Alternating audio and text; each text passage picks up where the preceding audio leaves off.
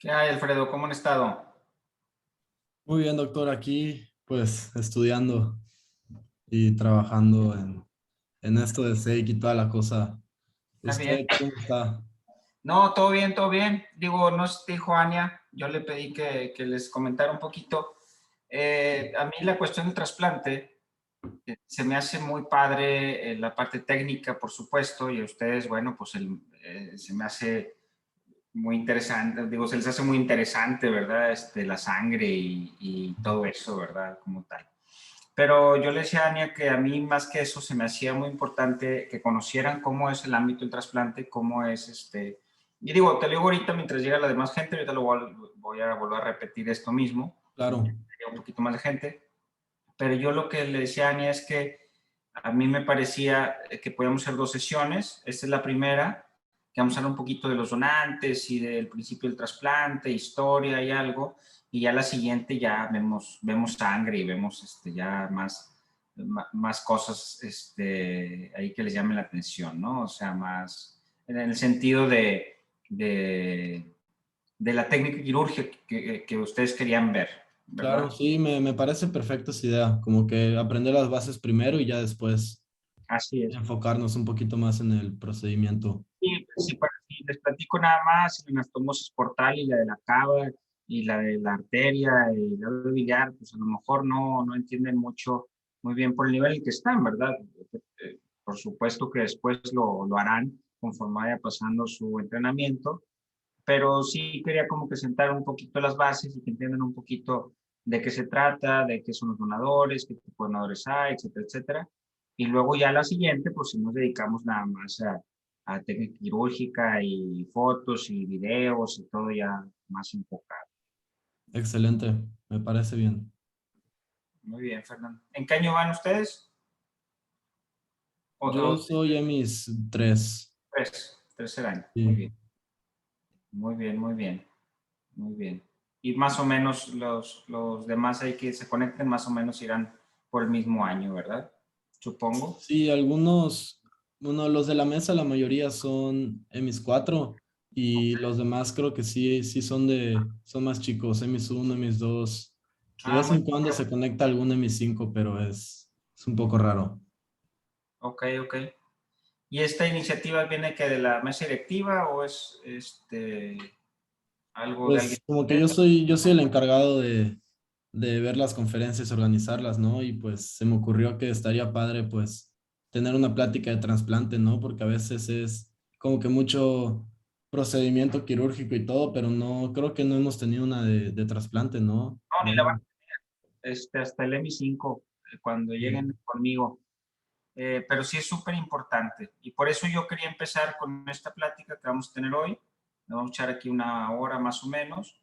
Eh, Precisamente por eso, porque nadie les enseña de trasplante, nadie les enseña de donantes, y es algo que creo ahorita básico para un médico general, ¿no? O sea, que es en lo que se están formando ustedes. Sí, sí, sí, de acuerdo. Tú me dices y nos esperamos unos 2 minutos más, tú me dices. Sí, doctor, yo le aviso, a lo mejor unos 2, 3 minutitos. Está bien.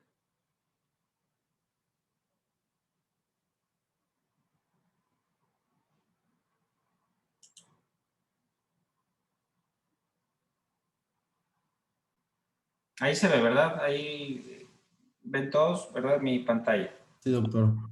Muy bien. Perfecto. No, esperamos tantito, Fernando. ¿Quién más anda por aquí? Si no dicen sus nombres. Ania, la veo. Sí, doctor. ¿Quién más anda por aquí? Ay,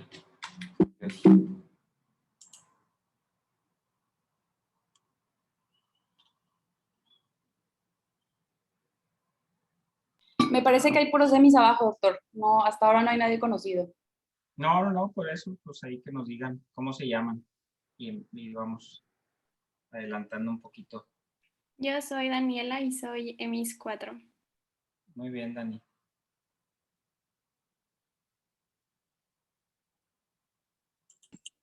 Yo me llamo Sofía y soy mis 2. Muy bien, perfecto, pues bienvenidas.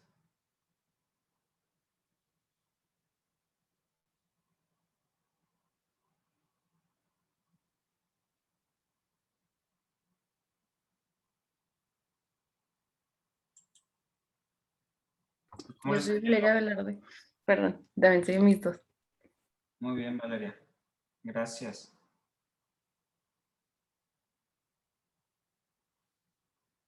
Aprovechando aquí el foro, tenemos un grupo que estamos, bueno, ya lo tenemos formado hace mucho tiempo, pero estamos haciendo de investigación, estamos haciendo un capítulo un poquito para EMIs más pequeños, quiero decir de cuarto año para abajo. Y bueno, pues el que se quiere inscribir con nosotros y participar en algún proyecto son bienvenidos. Gracias, Muchas doctor. gracias, doctor. No, no, a ustedes.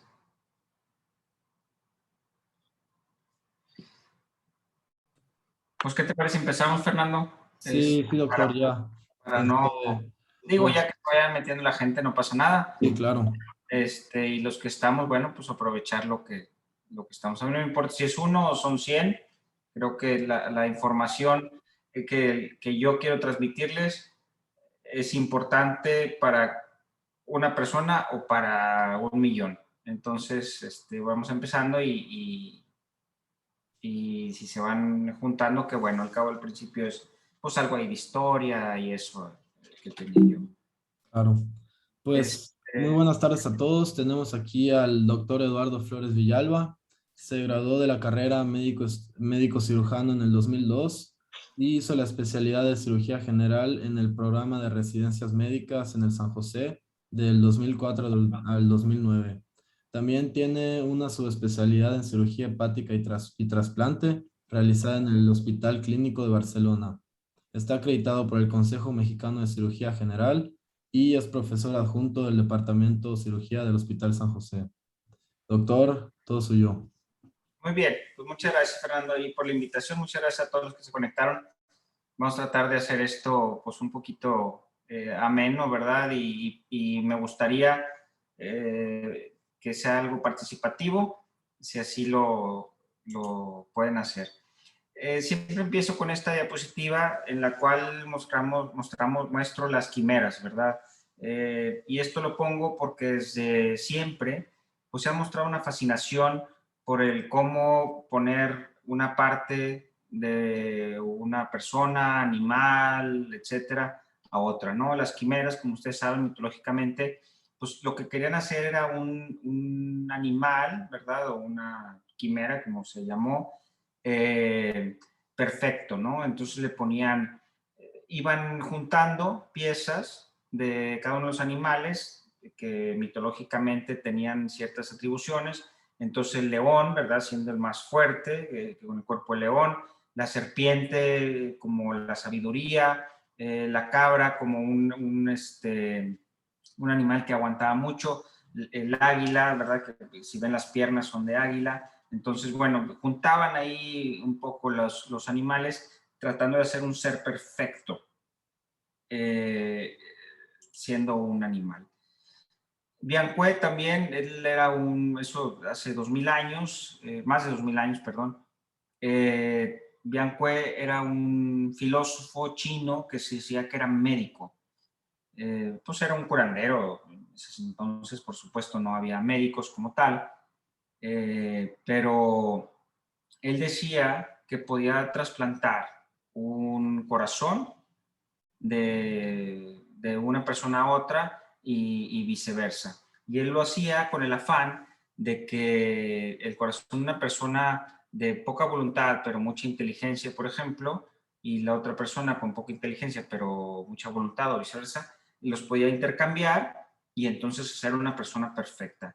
Y él decía que lo hacía. Los ponía en un trance ahí, probablemente con alguna hierba, con belladona o con algo similar, los dormía y cuando despertaba decía, ya les cambié el corazón. Entonces, bueno, Jan Cue fue el primer trasplantador, entre comillas, que existió. Esta pintura es muy, muy famosa, Damián y Cosmas, en el cual un príncipe, un rey, perdón, pierde una pierna y entonces necesita un trasplante de una pierna. Si ven ahí en la foto, al lado derecho suyo, coincidentemente ese día murió un esclavo negro, ¿verdad?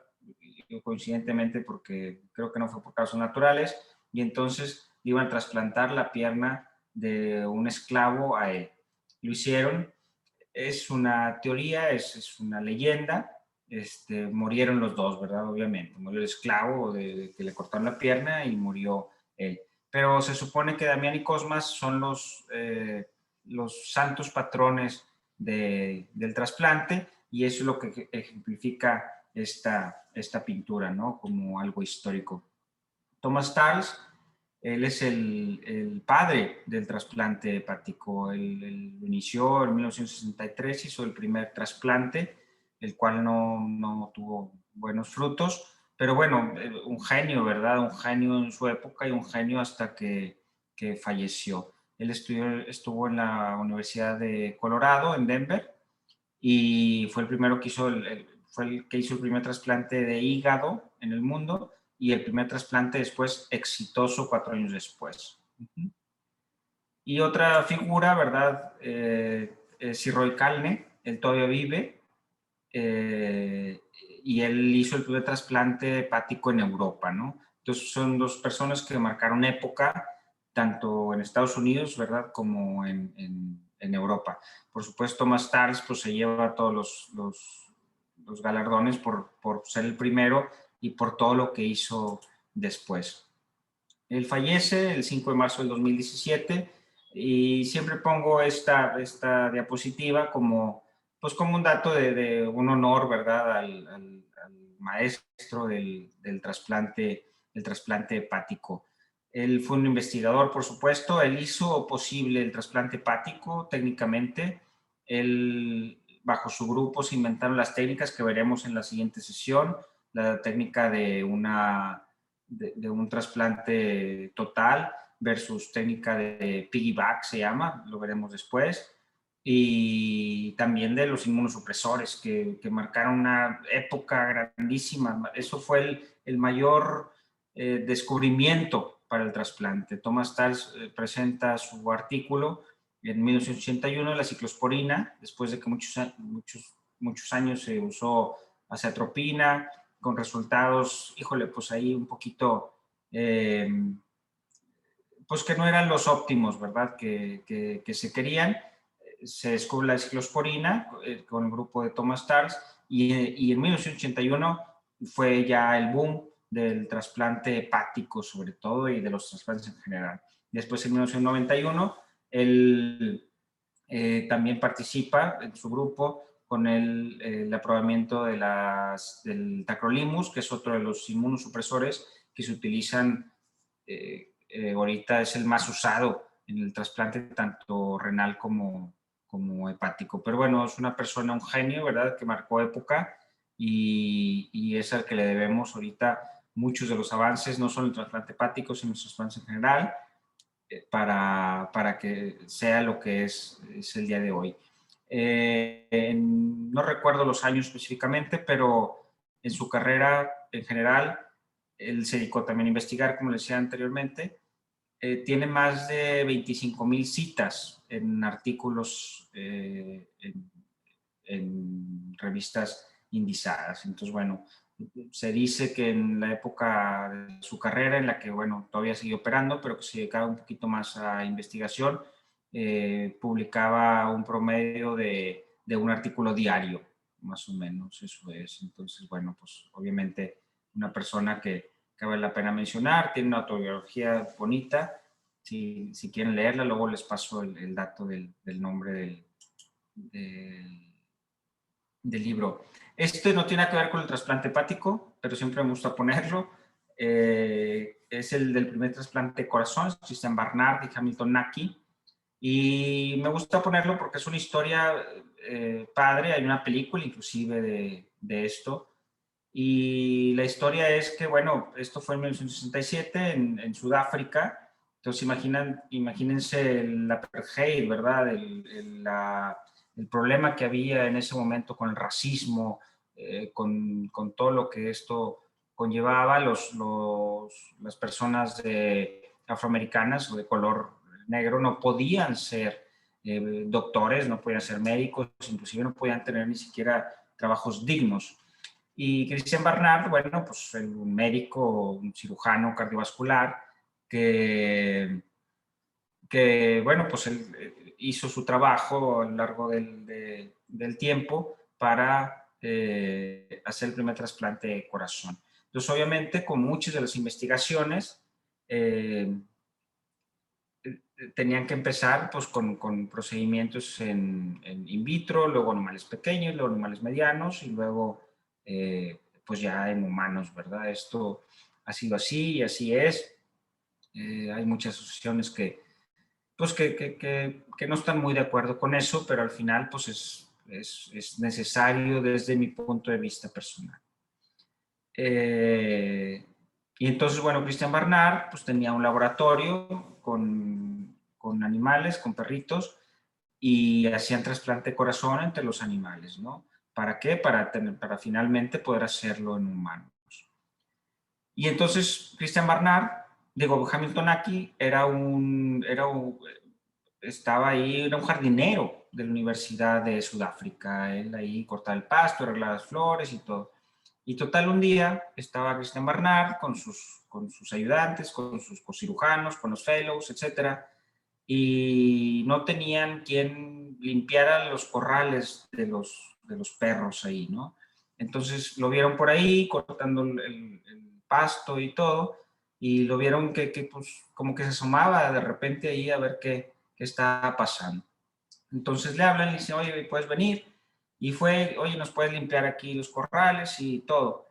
Y entonces Hamilton aquí, en sus tiempos libres, empezó a asomarse ahí a ver qué necesitaban y a ir eh, para ayudar. Y entonces empezó, después de limpiar los corrales, pues empezaba a ayudar con el traslado de los animales hacia el quirófano. Y después de eso, bueno, pues ayudaba al anestesiólogo a hacer las anestesias de los perros. Después de eso vieron que tenía mucha habilidad y que sabía mucho, y pues como todo, ¿no? O sea, pues los médicos clínicos, los anestesiólogos y los cirujanos, pues no tenían mucho tiempo para hacer eso. Entonces, Hamilton aquí aprendió y entonces empezó a intubar a los perros, empezó a darle la anestesia, aprendió que propofol y todo esto, y él daba las anestesias. Estando ahí, cuando él anestesiaba a los animales, empezaba a ver la técnica quirúrgica que tenían varios de los co-cirujanos de Christian Barnard y de los fellows clínicos que estaban ahí.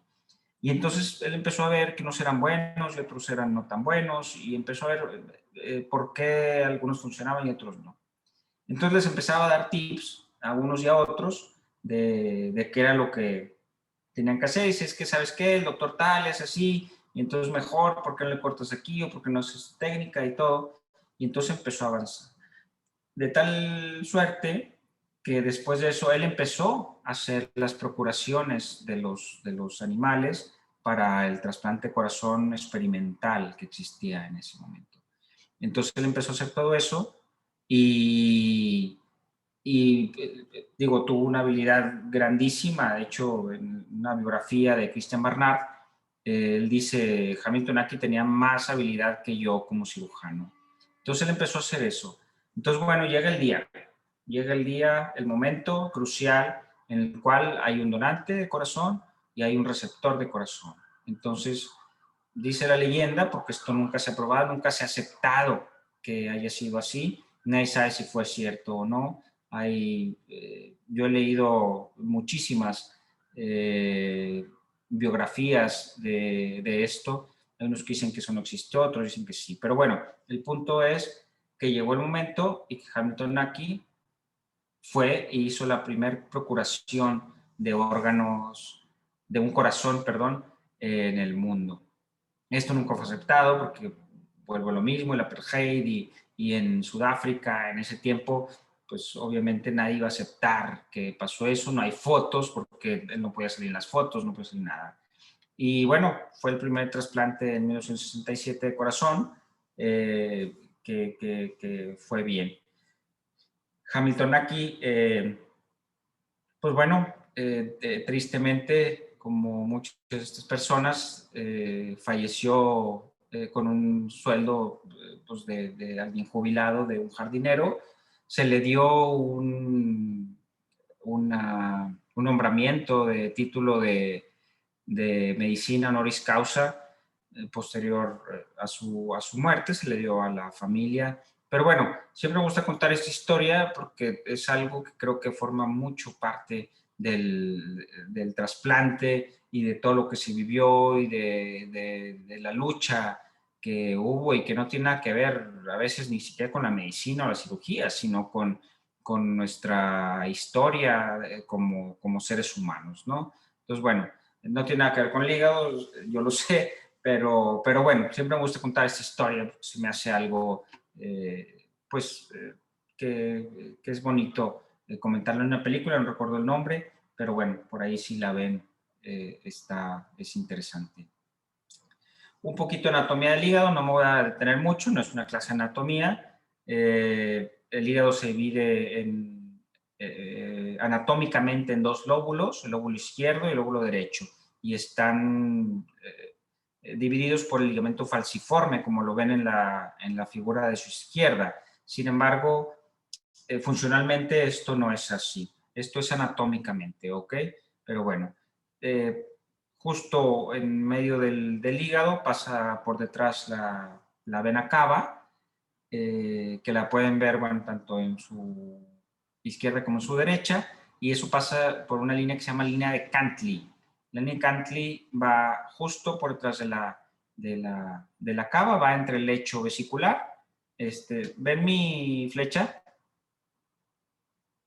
Sí, Entre doctor. la mitad del lecho vesicular y la vena cava. Es la línea Cantley se llama. Este es pues un poquito, déjenme ver si tengo, ok, muy bien. Este es algo para explicar que el hígado no se divide en algo anatómico como tal, sino algo funcional. Y lo funcional tiene que ver con la irrigación de la vena porta, ¿verdad? La irrigación de la arteria hepática y el drenaje venoso hacia la vena cava, ¿ok? ¿Alguien sabe de dónde viene la vena porta? De la unión de la mesentérica superior y la esplénica. Y la esplénica. ¿Y la inferior? ¿A dónde llega? A la esplénica. Ujú. Llega a la esplénica, llega directamente a la esplénica y ahí se juntan. El hígado recoge toda la sangre que viene del sistema esplácnico. El sistema esplácnico nos referimos al intestino. Prácticamente todo el estómago, intestino delgado, intestino grueso, drena directamente al hígado. ¿Ok?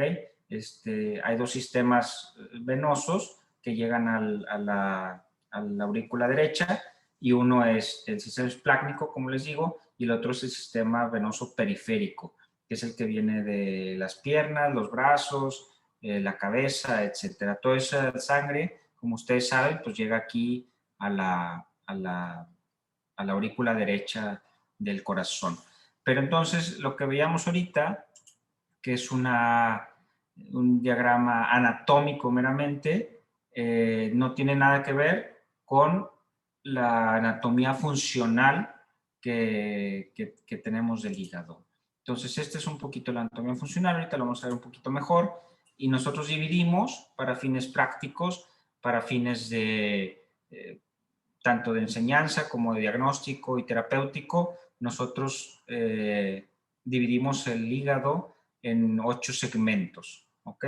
Y esto depende no tanto de algo, de una relación anatómica o de alguna, como el ligamento falciforme ni nada, sino de la funcionalidad. Y esto quiere decir, si vemos aquí, por ejemplo, es el segmento 1, no me voy a detener en explicarlo mucho para fines prácticos, pero si vemos aquí el 2, el 3, el 4. Este es el hígado izquierdo.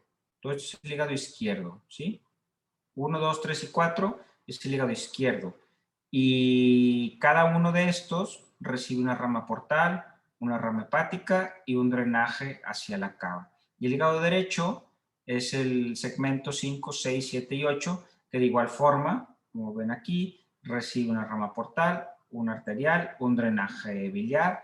Y esto fue un descubrimiento muy grande del profesor Kunaud, porque esto es en lo que basamos nosotros cuando queremos hacer una resección, ya sea para cirugía, ya sea para trasplante, etcétera. Nosotros tenemos que mantener ese drenaje venoso, esa irrigación portal, esa irrigación arterial y ese drenaje biliar, ¿no? Entonces aquí vemos la vena porta y bueno, pues se va dividiendo según hacia dónde vaya. Es curioso.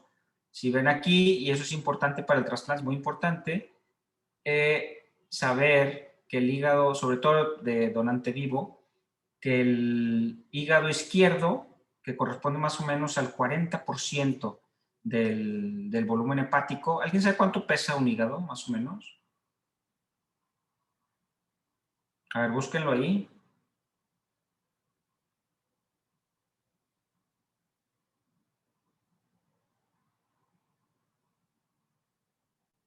¿O a qué porcentaje del peso corporal corresponde? 1,5 kilos. Más o menos, entre 1,5 kilos y 2 kilos y corresponde más o menos al 2% del peso corporal, ¿ok?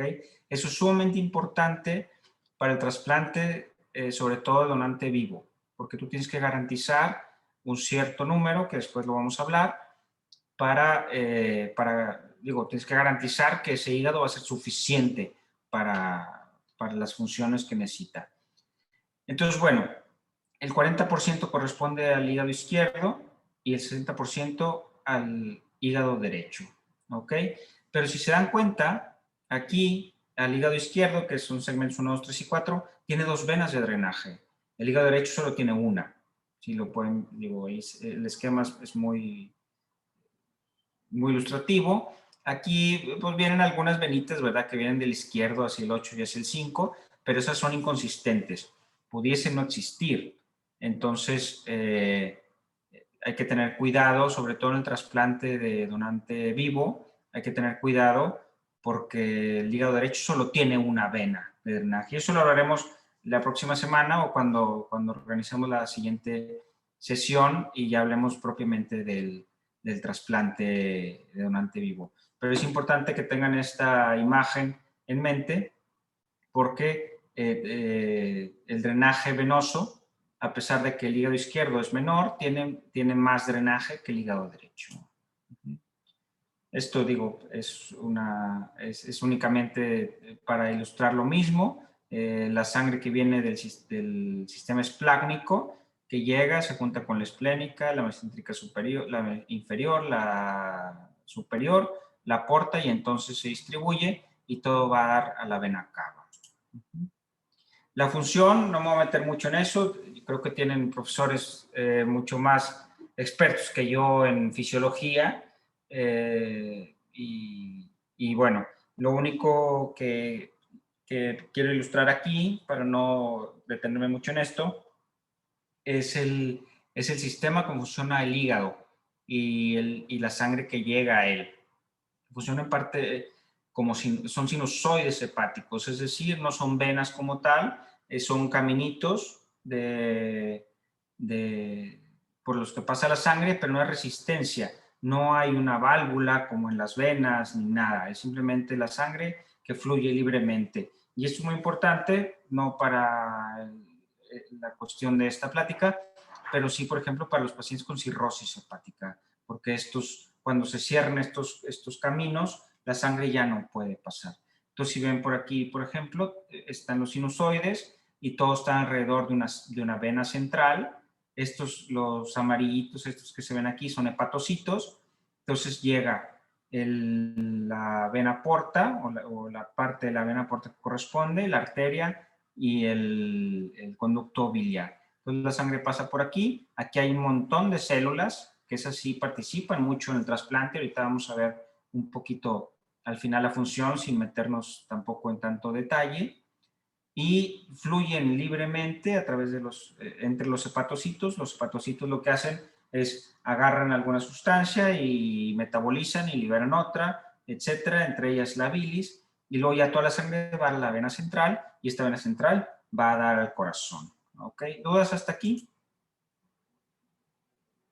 Es un poquito algo un poco más extendido, más grande. Hay células de Kupfer, ¿verdad? Que nos defienden. El hígado es el órgano que más bacterias, recibe después del intestino.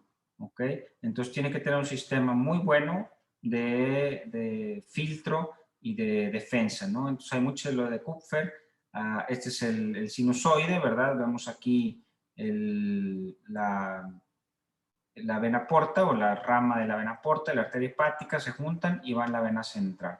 Y aquí un montón de células, entre las células estrelladas, que son sumamente importantes para el trasplante. Ahorita vamos a ver por qué. Las células hepáticas y las de Kupfer, bueno, que ya hablamos de ellas como un factor de defensa.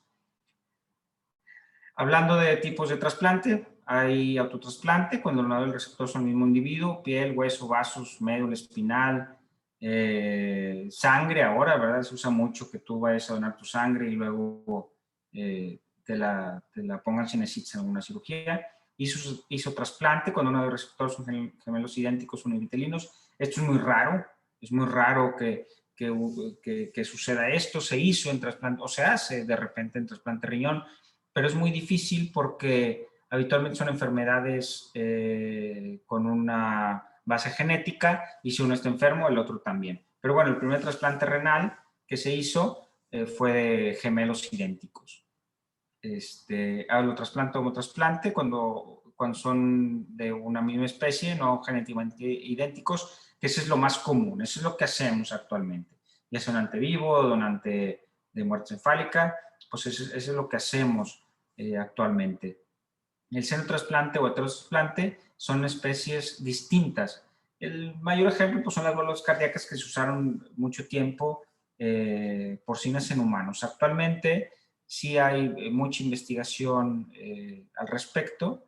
De hecho, en la Universidad de Pittsburgh, donde Thomas Tarls, que les platicaba al principio, terminó su carrera y ahí hizo un centro muy, muy grande. Tienen unos cerdos modificados genéticamente. El cerdo vale $1 millón. Yo les digo siempre que son como nuestros políticos, ¿verdad? Son cerdos que valen mucho. Pero bueno, además de eso, están diseñados para poder hacer un trasplante de una especie a otra, o sea, de un cerdo a un humano, y que, bueno, pues que tengan buenos resultados sin tener problemas de inmunosupresión. Perdón, de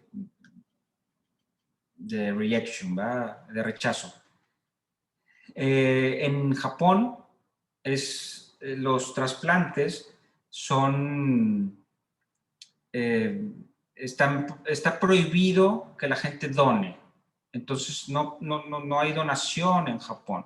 Entonces, ahí hay algunos estudios que han hecho trasplantes de cerdos, sobre todo, a un humano, sobre todo con el fin de ayudarle a un hígado en una falla hepática fulminante, es decir, una persona que tiene una falla hepática fulminante, que su hígado no funciona en ese momento, pero que pudiese funcionar cuando se le quite el proceso inflamatorio, entonces han puesto un hígado de cerdo.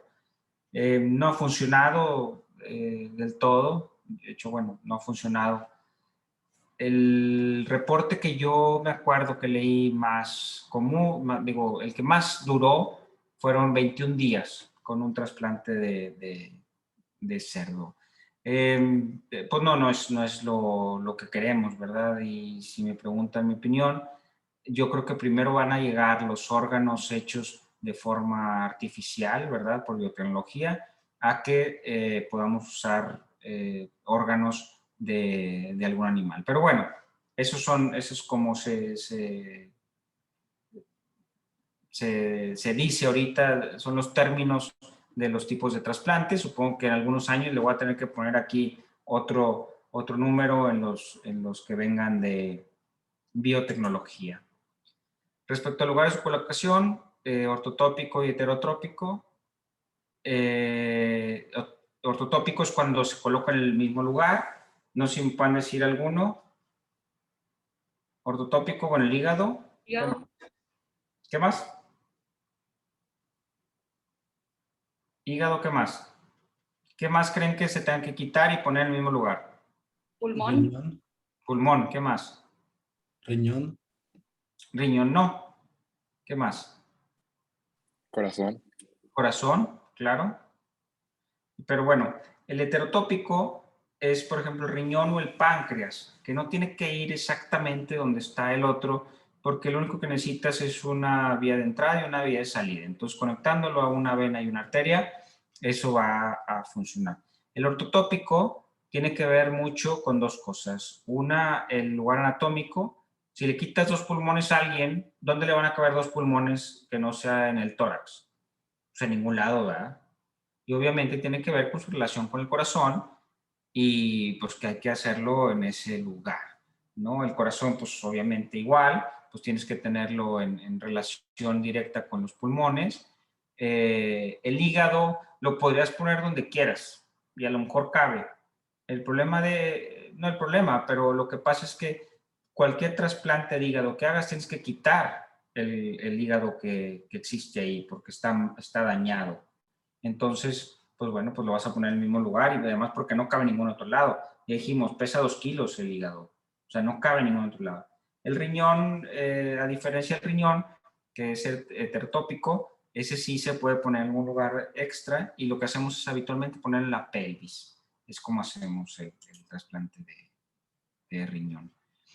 Esto no me voy a meter en nada de eso. De igual manera, creo que tienen maestros muy especializados en esto y que les dan inmunología y posteriormente les van a dar reumatología y van a aprender todo esto. Es únicamente para enseñarles todos los lugares en los cuales hay una oportunidad para desarrollar un inmunosupresor. ¿Okay? La cetropina fue el primer inmunosupresor que existió, pero como ven aquí, influye directamente en el ciclo celular. Y al llegar al ciclo celular directamente, lo que pasaba es que los pacientes se inmunosuprimían demasiado y morían de infecciones. Entonces, 50% o más morían de infecciones y no por cuestiones relacionadas con el trasplante.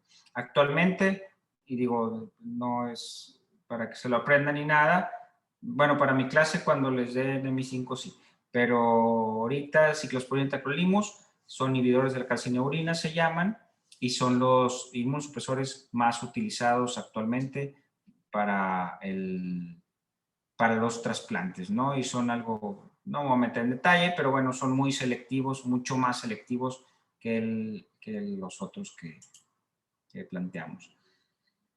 Thomas Tals escribió este artículo cuando en 1963, o más o menos por ahí, son los primeros 3 personas que se intentó un trasplante hepático, 2 niños y una mujer, fallecieron los 3, cirugías de más de 24 horas.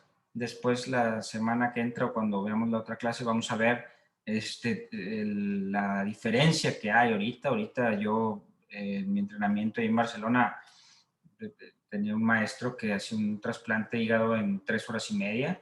A veces nos tardamos más en una vesícula, ¿verdad?, que en eso. En estos tiempos era 18 horas, 20 horas, 24 horas. Ellos 3 fallecieron. Pero lo que quiero yo ilustrar con esto es que Thomas Tals, un visionario, un genio, ¿verdad?, en su tiempo, él dijo, o sea, el problema no va a ser el trasplante, eso lo vamos a solucionar y vamos a lograr hacerlo de alguna forma u otra. El problema va a ser que no va a haber los donantes suficientes. Y pues bueno, tenía razón. Siempre pongo esta diapositiva, es vieja, es muy vieja, de una plática que di yo ya hace muchos años ahí en la EMIS, en 2010 más o menos, 2011. pero siempre lo pongo para ilustrar una cosa. Y quiero ahí que me ayuden a participar. ¿Cuál creen que sea el problema de la donación en México? ¿Cuáles creen ustedes que sean los problemas de por qué no hay suficientes donantes en México?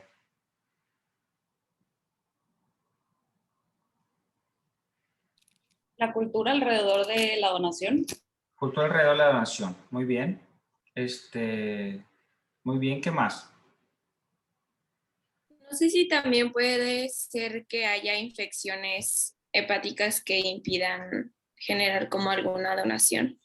Bueno, digo, sí, obviamente hay que tener criterios para donar, pero bueno, digo, es válido. ¿Qué más? Pensaría que también podría influir como la desinformación. Desinformación, ¿ok? ¿A qué te refieres con desinformación, Pues, Daniela? por ejemplo, de efectos adversos o algo por el estilo, como tener miedo a hacerlo por algún efecto adverso, como por ejemplo Ok. ahorita pasa con la vacunación, ¿no? Ok. Tú hablas un poquito, Daniela, de donante de vivo, supongo, ¿no? Sí, Y de donantes o sea, de donantes cadavéricos, de que, no sé, qué han escuchado, o cuál es su opinión, o por qué creen que no haya suficiente. Digo, yo estoy seguro que ustedes, pues, han escuchado mucho de las campañas, ¿verdad?, que existen de donación y todo. Valeria. Que yo creo que también porque les da miedo que si se registran y les pasa algo como que no los vayan a salvar o ayudar en el Claro, no hospital. van a hacer algo. Ese es un gran miedo que existe en la población. ¿Qué más? A lo mejor también por cuestión de religión o así, Ok. siento que en México es mucho eso, pues. Ok. ¿Qué más? ¿Qué más? El consumo de alcohol. ¿Cómo es el alcohol en el donante? Pues sí, digo, puede ser, por supuesto, cuando no es válido un órgano. Bueno, También no ¿alguien sé si, más? doctor, yo no sé si la pues falta de preparación en caso de una situación desafortunada, los familiares probablemente desean mantener el cuerpo lo más pues completo que se pueda. Ok. Sí, también. Espérame un segundo.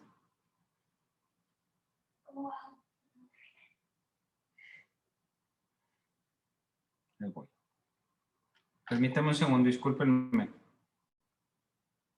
Claro, doctor, no se preocupe.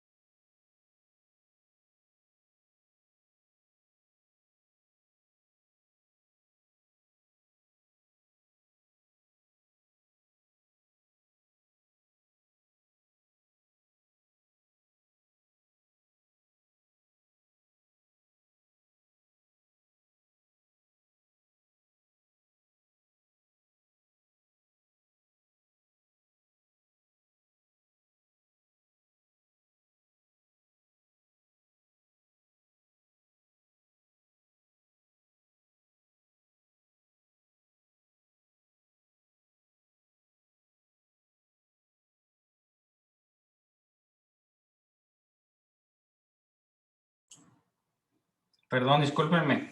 Es que está aquí mi hija y que quiere bajar y que quién sabe qué. Perdón, disculpen.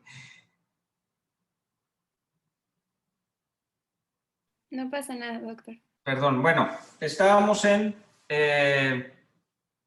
las causas por las cuales no se dona en México. Y todos ustedes tienen cierta razón. Sin embargo, vamos a hacer un ejercicio aquí con esto. Esto es muy viejo, pero las estadísticas no han cambiado mucho. Los que vienen aquí, los que están en chiquito, son los trasplantes que se han hecho o que se hicieron de 2006 a 2010. Y el último, este que está aquí, son los pacientes en lista de espera. ¿Ok? Para esa fecha. No han cambiado mucho, la verdad. En España igual y en México igual. Entonces, si se van dando cuenta aquí, estos son trasplantes de hígado. Son 6,000, 6,000, 6,000, 6,000, 5,000, por alguna razón, etcétera. Pero los pacientes en lista de espera son 16,000. Si vemos en España, son 1,000 tantos, 1,000 tantos, 1,000 tantos, 1,000 tantos, etcétera. Y los pacientes de espera son 2,000. ¿Ok? ¿Cuántos habitantes hay en Estados Unidos? Más o menos.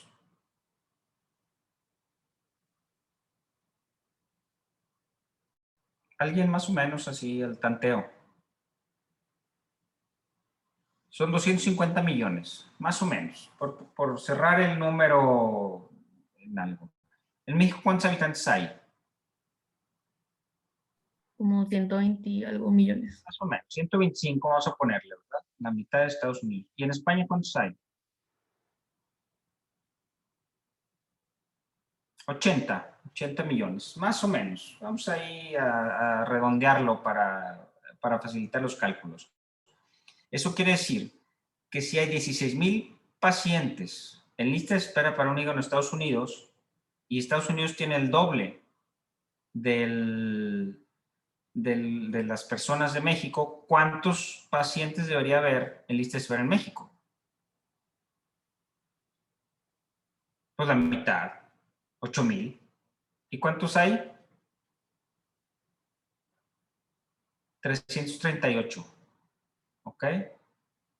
España, pues más o menos, vamos a ponerle ahí, para hacer los cálculos más fáciles, ¿verdad? Que sea el doble, que es mucho menos, pero que sea el doble. Entonces, ¿cuántos debería haber en México? Por lo menos. Pues 4,000, ¿verdad? Entonces, más o menos, debería haber entre 4,000 y 8,000 pacientes en lista de espera en México. ¿Por qué nada más tenemos 338? ¿Dónde está fallando? Ustedes ya me dijeron muchas causas por las cuales la gente no dona. Ya me dijeron cultural, que no hay información adecuada, cuestiones religiosas, mitos, ¿verdad? De que pues, si se enlistan les van a hacer algo, que hay mucha gente que consume alcohol. Son lo que ustedes me dijeron, ¿verdad? Estoy equivocado. ¿Y qué pasa? ¿Por qué no hay? El problema no es esto.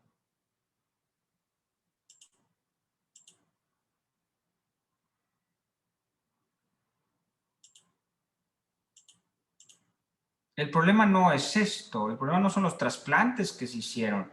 El problema para mí es esto. ¿Sí? ¿Me explico?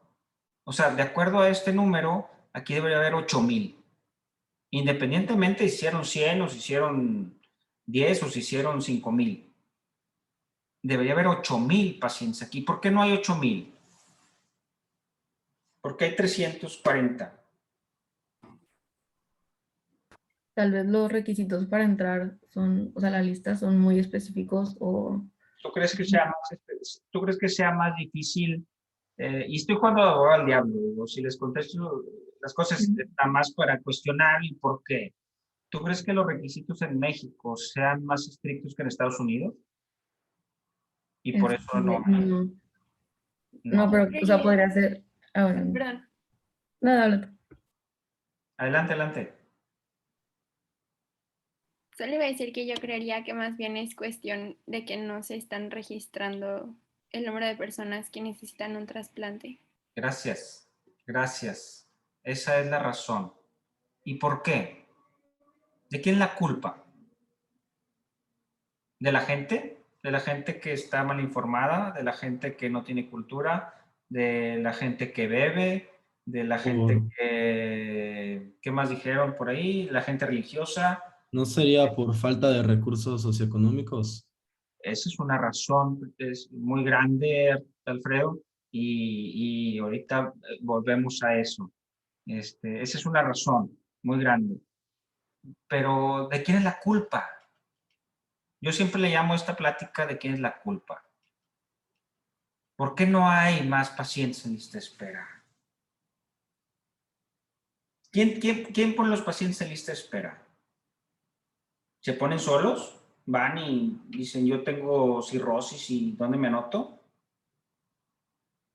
¿Quién los pone? Pues es error del personal de salud. Los médicos, los gastroenterólogos, los cirujanos, los médicos generales, llámenle como quieran. Somos nosotros los que no estamos promoviendo el trasplante. Y por eso yo tenía mucho interés, Alfredo, en dar primero esta visión de esta parte de la plática antes de entrar a la técnica como tal y ver sangre y sí, aquí está, y la cava y los puntos. Pero me interesa mucho que conozcan también esta parte. Entonces, ¿de quién es la culpa? De nosotros, los médicos, porque nosotros somos quienes no ponemos a los pacientes en lista de espera.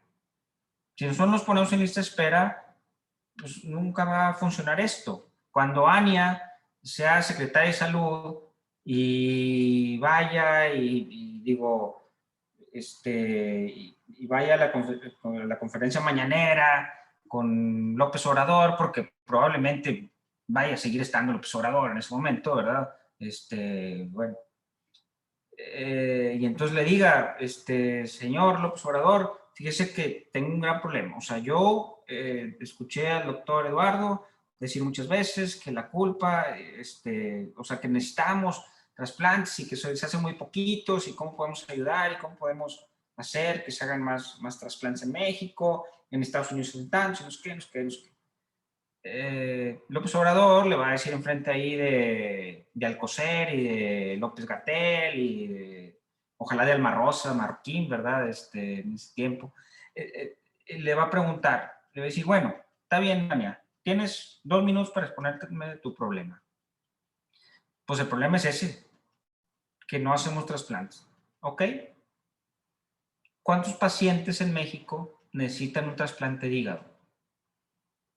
Y Ania va a sacar las estadísticas estas y le va a decir 350. ¿Qué creen que le va a decir López Obrador? O el presidente en turno, lo digo en broma, ¿verdad? Le va a decir, por 350 pacientes, ¿quieres que haga un programa de trasplante hepático? Pues claro que no. Por supuesto que no. ¿Por qué? Porque no hay una necesidad aparente. ¿Sí? ¿Saben qué causa de muerte son las enfermedades hepáticas crónicas en México? Está entre el tercero y la quinta causa de muerte, dependiendo del rubro de edad en personas que laboran. ¿Okay? Pero ¿qué pasa? Que no se ponen en lista de espera. ¿Y no se ponen por culpa de quién? De nosotros, los médicos. Nosotros somos los que no estamos promoviendo el trasplante. No es la gente, no es la religión. La religión, los estados católicos tienen la mayor tasa de donación del mundo. 70% de aceptación más o menos. Entonces no es culpa de la religión. La gente, cuando hablas con ella, dona y está de acuerdo y es muy agradecida y les voy a enseñar algunos videos en la siguiente sesión de todo esto, de todo lo que vivimos y cómo lo vivimos los mexicanos, que es algo de mucha pasión, de mucho amor, de todo. Es algo muy, muy bonito lo que hacemos, lo que vivimos. Pero el problema no está en la gente, el problema está en nosotros. ¿Okay? Y vuelvo al punto que decía Alfredo ahorita, del dinero. ¿Por qué no hay dinero? Porque Ania, cuando fue con López Obrador, le dijo, pues no te voy a dar dinero para 350 pacientes, pues no te voy a dar un peso, ¿verdad? O sea, tengo cosas más importantes en las cuales gastar el dinero y está justificado.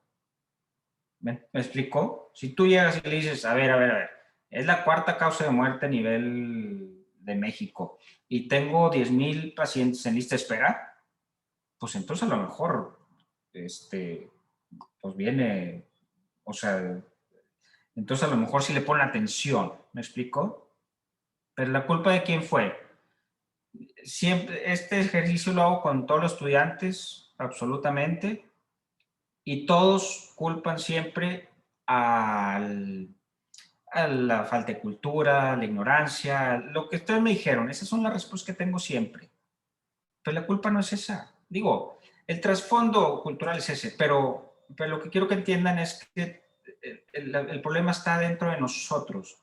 Y eso es por eso que siempre les doy esta plática, porque quiero que ustedes sean médicos responsables y que a pesar de que no se vayan a dedicar a esto, algunos de ustedes, algunos de otros sí, qué bueno, que entiendan que es responsabilidad de todos los médicos, de nosotros, hacer esta cultura, y no, pero no con los pacientes, sino con los mismos médicos, ¿verdad?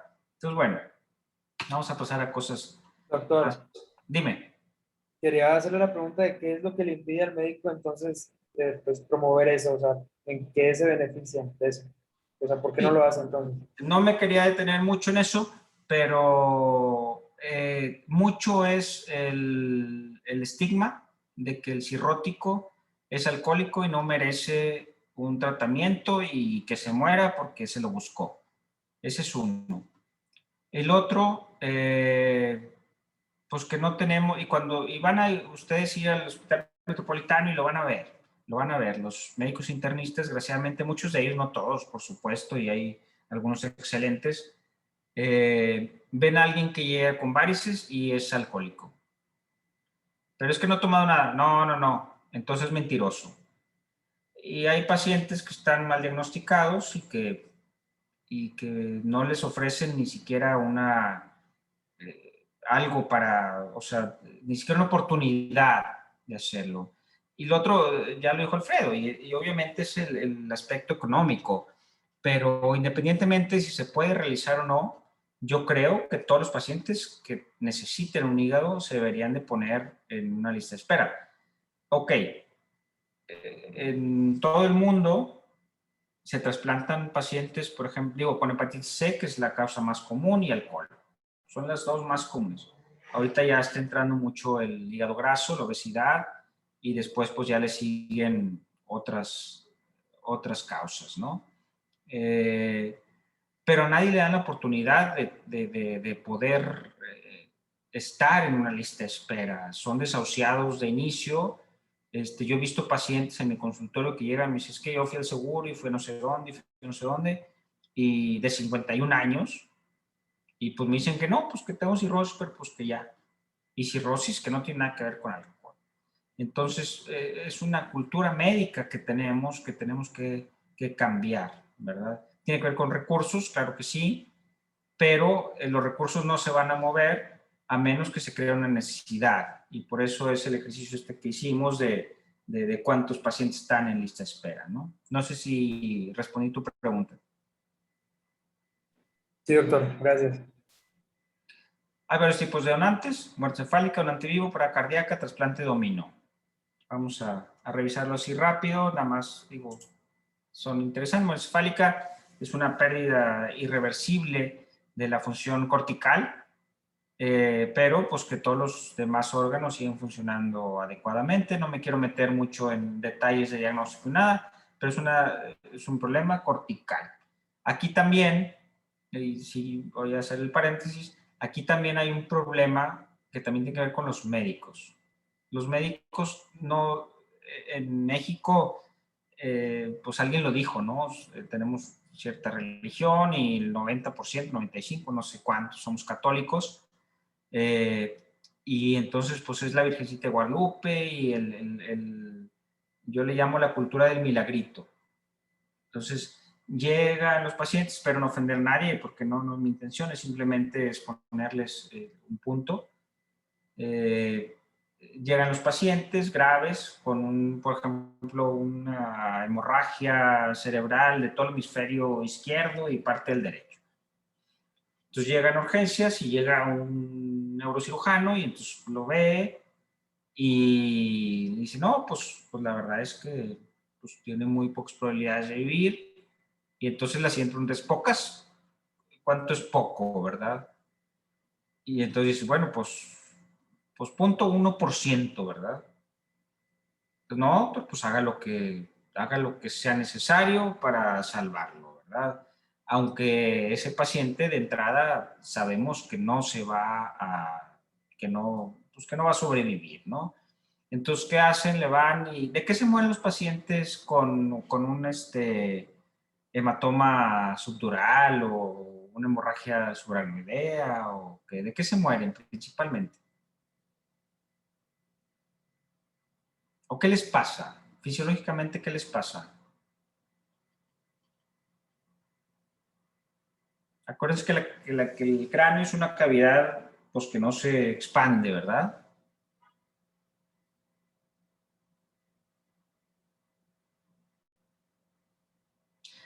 Lo que pasa es que se comprime el cerebro, se comprime el bulbo y se hace una herniación sobre el uncus.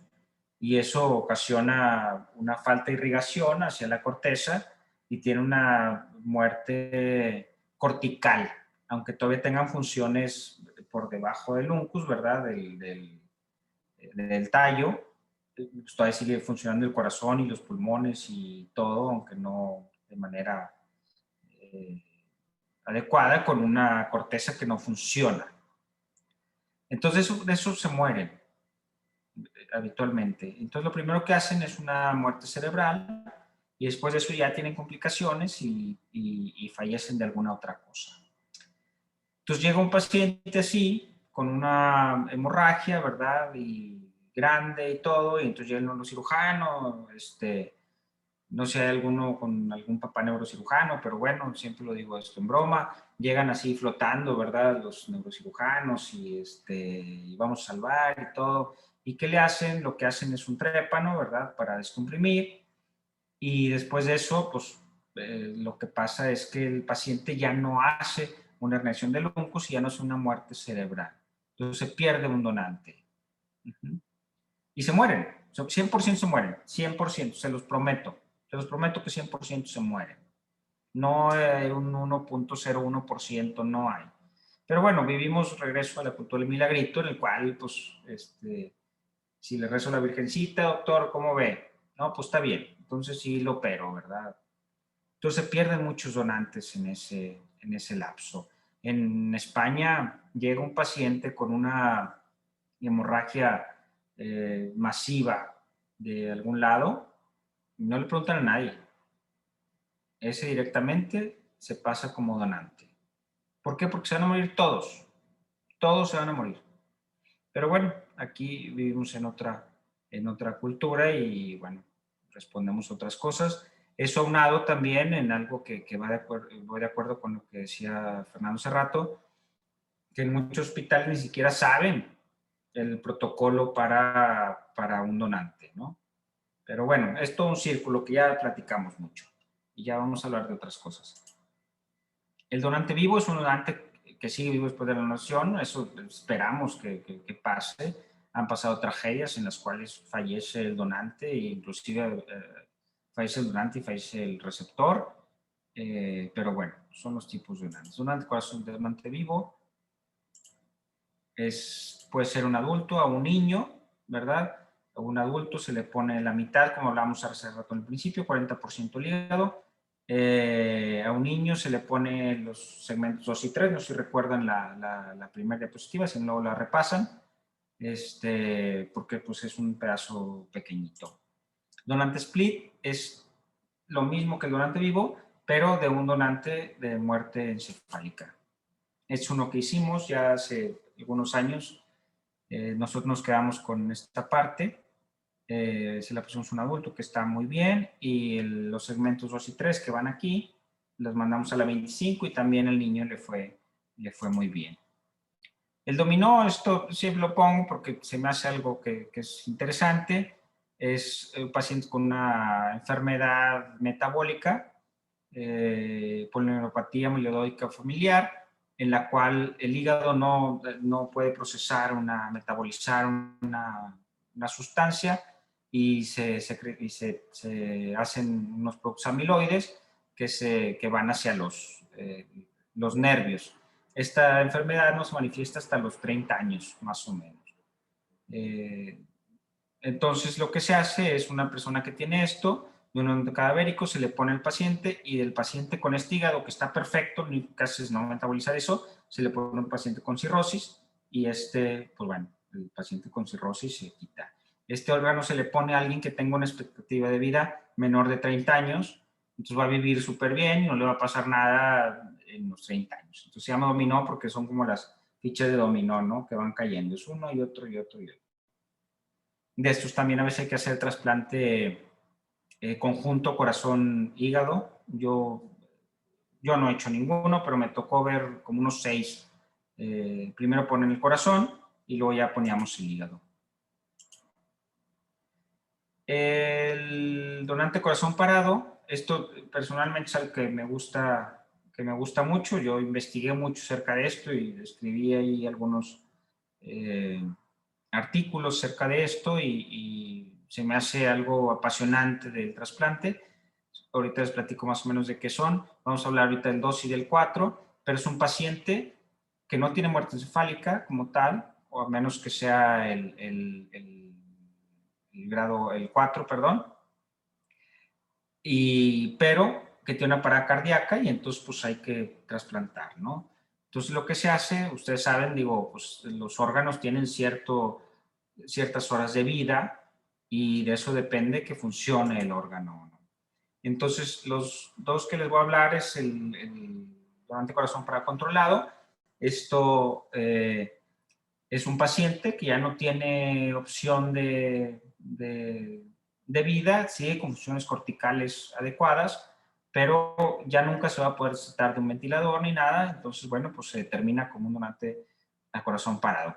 Entonces, lo que se hace es, se les quita el soporte ventilatorio, se espera que el paciente caiga en paro cardiorrespiratorio y entonces rápido se hace una procuración de órganos. Digo, no quiero meterme tampoco en detalles, ¿no? Pero bueno, pues hacen las pruebas de que ya no está, ya no tiene función cardíaca y se pasa al quirófano y se abre y todo y luego se hace el trasplante. El problema de esto es la isquemia caliente. Les platico así rápido, isquemia fría, isquemia caliente.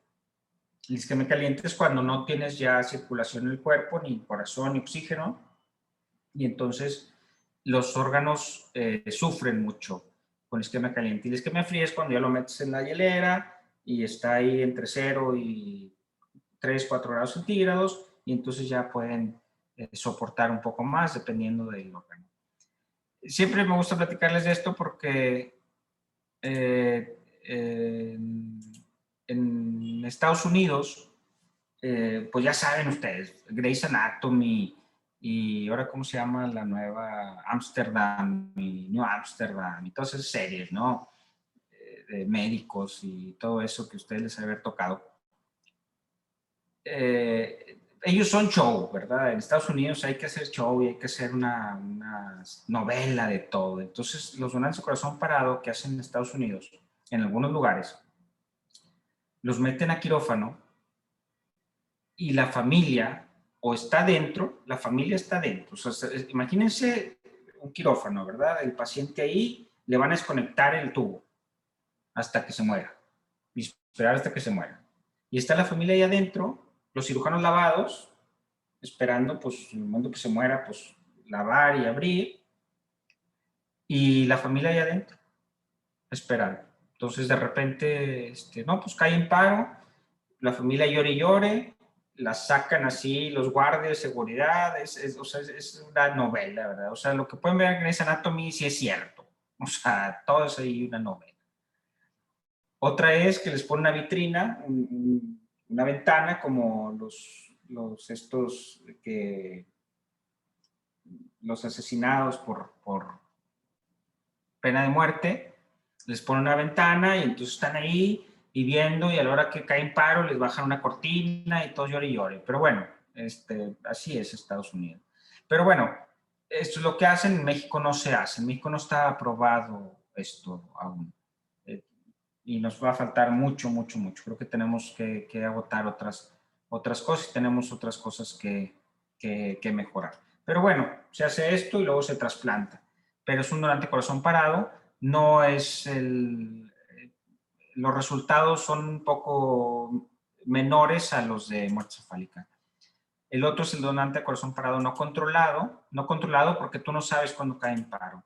Esto está permitido, esto se hace en Francia, en Italia, en algunas regiones de Francia, en algunos lugares de Italia, en Barcelona, en Madrid. Son pocos los lugares. Y esto es un paciente, una persona que cae fulminado en la calle, y entonces alguien llama a la ambulancia, llegan por él, lo traen, lo trasladan y todo, y llegan al hospital y se hace un diagnóstico de muerte. Una vez llegado, esto es difícil y es logísticamente muy complejo y requiere mucho dinero. Entonces, por eso digo, aquí nunca vamos a llegar. Imagínense que cae alguien en paro cardíaco en Gonzalitos a las 6 de la tarde, pues cuándo va a llegar la ambulancia, ¿verdad? ¿Y a dónde lo va a llevar? Y todo, digo, es imposible. Tienes que garantizar que desde que cae en paro, que alguien lo vea hasta que llega al hospital, tiene que ser menos de 30 minutos para el riñón y menos de 15 para hígado. Entonces llegan al hospital, se les pone un compresor para que el EMIS no esté ahí dando ahí maniobras, ¿verdad? Y que ya me cansé, y ahora qué hago, y ahora síguele tú, etcétera. Entonces se pone un compresor, se hace una disección femoral, arterial y venosa por un lado, y por otro lado se pone un catéter de Fogarty, el cual va al pulmón, y esto para evitar que la sangre se vaya hacia arriba y que todo se quede en el abdomen. Se pone una máquina de recirculación extracorpórea,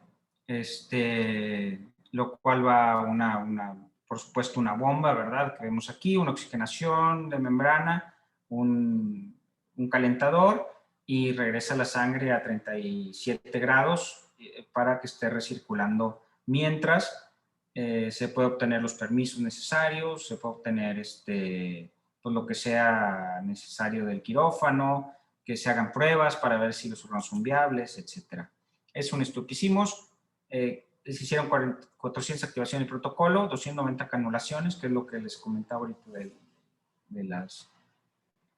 de poner en la vena, 145 donadores y únicamente 34 hígados. Si se dan cuenta, son menos del 10% de las activaciones de protocolo. Entonces es algo caro, es algo que bueno, pues solo países de primer mundo pudieran hacer. Los 145 donadores, la gran mayoría de los 2 riñones se rescataron. Entonces, bueno, eso sostiene un poco el programa y la justificación de que exista. Es un estudio genético que ya no es cuando el paciente está en terapia intensiva, etcétera, que hay que manejarlo. No me voy a meter en detalles. La preservación en frío es cuando se pone en hielo los órganos. El recalentamiento es cuando lo sacas, que lo vas a poner, y la reperfusión es una vez ya que lo implantas, ¿no? Técnica quirúrgica, esta la vamos a revisar después, tanto para donador como para receptor. Vamos a repasar todo esto después, ya para no quitarles más su tiempo. Preservación de órganos en 4 grados centígrados, entre 0 y 4 grados centígrados más o menos. Hay muchas otras formas de preservación. Ahorita hay máquinas de preservación en las cuales se pone el órgano y se empieza a reperfundir. Yo trabajé mucho en un protocolo de una de ellas para hígado, que está por salir al mercado. Hay unas que son a baja temperatura y otras que son a temperatura normotérmica, etcétera, ¿no? Hay soluciones de preservación que también, si quieren, las revisamos la próxima vez. Tiempo isquemia fría, general, ¿verdad? No lo tomen como una norma, pero corazón 4 horas. 4 horas más el corazón ya no funciona. 4 horas, 15 minutos el corazón ya no funciona. Pulmón 6 horas, hígado entre 10 y 12 horas, mejor abajo de 10, los libros dicen 12. Riñón 24 horas también es demasiado, también menos de 12 horas le va a ir mucho, mucho mejor a ese riñón. Ya no me voy a detener esto por cuestiones de que ya me extendí mucho, pero hay un síndrome de isquemia reperfusión, que es cuando entra la sangre al órgano y se libera con muchas toxinas y muchas cosas ahí. Hay una serie de factores y de células que interfieren.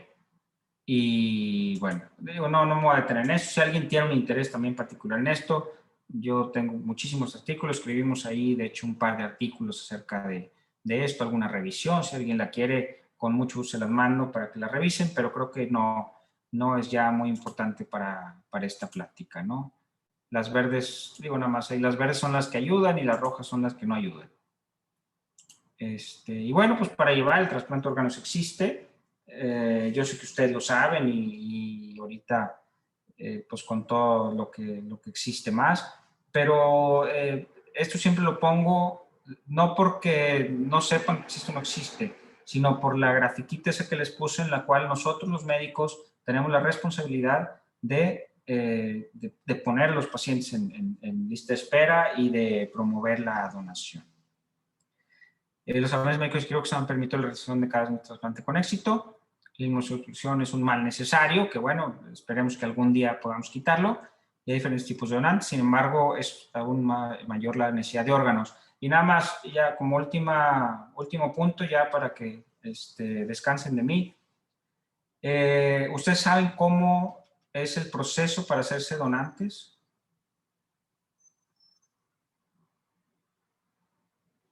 Ustedes han ido a sacar una licencia de manejar, estoy seguro, les preguntan si eres donante, ¿verdad? Fernando, ¿tú crees que eso sea suficiente para que tú seas donante? No, doctor. No. Pues sí, efectivamente no lo es. Tiene que haber alguien, o sea, si yo tengo una muerte cefálica el día de hoy, alguien de mi familia tiene que avalar que yo dono los órganos. Yo puedo tener una licencia de manejar que diga que sí. Yo puedo tener una carta en el Senatra se pueden meter y también pueden sacar una carta de donante y todo, y está padre y digo, y todo, ¿no? Y yo les aconsejo que lo hagan. Pero si llega mi esposa, si llega mi hija, si llega mi mamá, si llega alguien y dice, no vamos a donar los órganos, no se donan. ¿Ok? Entonces, algo importante que ustedes tienen que saber y platicar con la gente, con toda la gente, ¿no? Que ustedes conozcan. O sea, tú tienes que convencer primero a tu familia y que ellos sepan que tú quieres ser donador de órganos. No importa tu credencial, no importa si tienes una carta notariada y firmada por el Papa, no importa. Si tu familiar dice que no vas a poder donar. Y esto se basa en una cuestión que se llama la última voluntad. Que si tú dices al final, es que si mi mamá dice, no, es que ayer en la noche cenamos y me dijo que no quería donar, a pesar de tener carta notariada, de tener todo, no hay poder que funcione.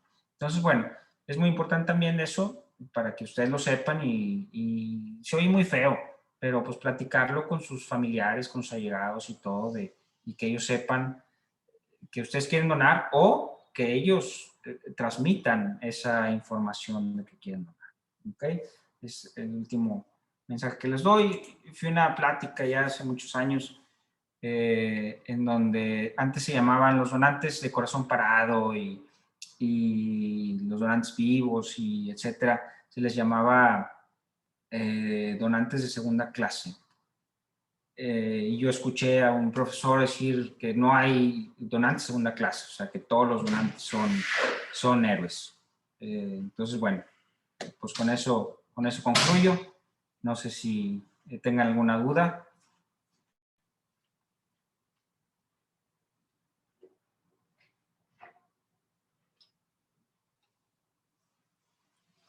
Pues muchas gracias por... Doctor, ¿me pudiera prestar la pantalla un segundito, porfa? Sí, espérame. Ya.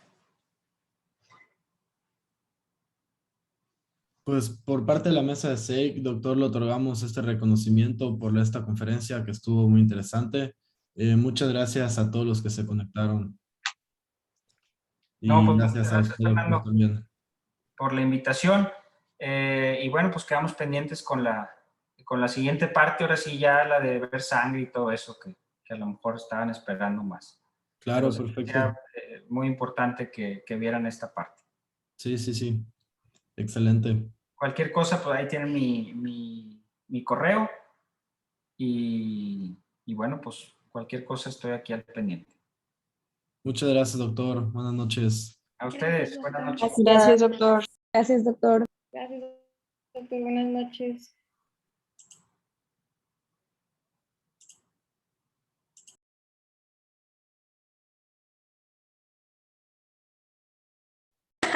Bye.